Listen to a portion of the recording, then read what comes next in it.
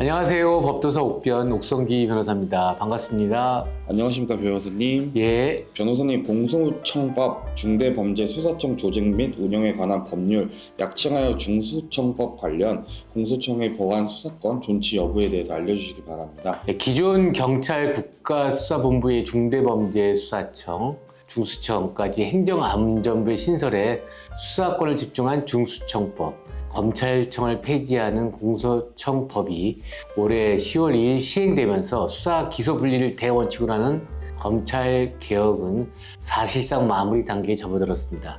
유일하게 남은 쟁점인 보안 수사권 존폐를 둘러싼 본격 논의는 지방선거 이후로 미루어지면서 보안 수사권도 폐지하는 형사소송법 개정안을 두고 또 한 차례 격렬한 논쟁이 예상되고 있습니다. 이와 관련 장애인, 아동, 성폭력 피해자 등 사회적 약자의 변론을 주로 맡아 이들을 대변해온 공익변호사 김혜원 변호사님의 의견을 인용하면서 보안 수사의 필요성을 이야기하려고 합니다. 즉, 검경 협력 체제가 부재한 상황에서 일방적으로 주어진 경찰에 대한 검찰의 보안 수사 요구는 사실상 작동하지 않고 있습니다.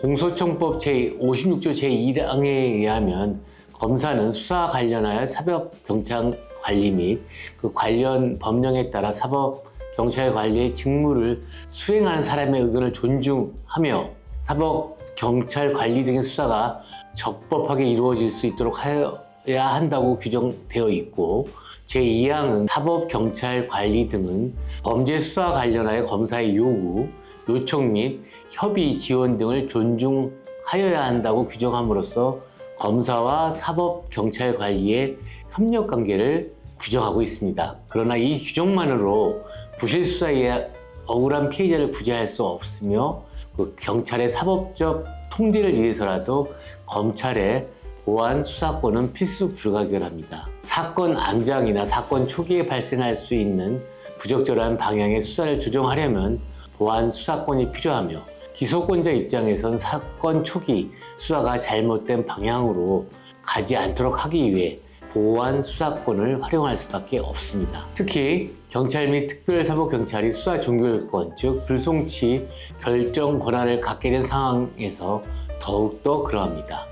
경찰의 불송치 결정과 관련하여 공소청법 제57조는 이의 신청 내지 검사 불기소 처분에 대하여 광역공소청, 즉 종전의 고등검찰청에 항고할 수 있도록 되어 있는 바, 광역공소청이 검사의 불기소 처분을 바로 적기 위해서라도 보안 수사권은 필수 불가결합니다. 특히 경제적인 이유 등으로 자기 방어 능력이 떨어지는 사회적 약자의 경우 경찰 등 수사기관에서 불합리한 처분을 받더라도 이에 항의하기 어려우며 보안 수사권이 불편부당한 사건 처리를 위한 최후의 보루로서 국민에게 이득이 되는 형사사법 시스템이 되어야 합니다.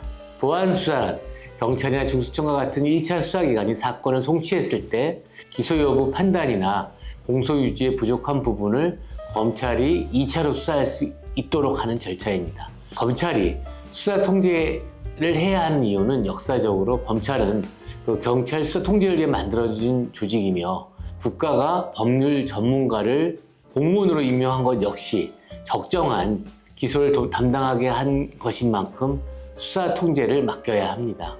검찰에게 보안 수사권 대신 보안 수사 요구권만 주면 된다는 일부 주장이 있으나 보안 수사 요구권은 구속력이 없습니다. 끝으로 보안 수사권 없이 공소 제기와 유지가 가능한 주장과 관련하여 썩은 재료를 가져와서 요리해달라고 하면 요리를 하고 서빙할 수 있겠냐라며 수사 통제에 따라 제대로 된 수사를 해야 기소하고 공소를 유지를 할 수 있다는 김혜원 변호사님의 말을 인용하며 마치겠습니다. 변호사님께서 보안 수사권 존치 여부에 대해서 말씀해 주셨는데, 앞으로 보안 수사권의 존폐가 어떻게 될지 향방을 알아보는 것도 좋을 것 같습니다. 네, 변호사님 오늘도 좋은 답변 감사합니다. 감사합니다. 법도서 옥변 옥성기 변호사였습니다.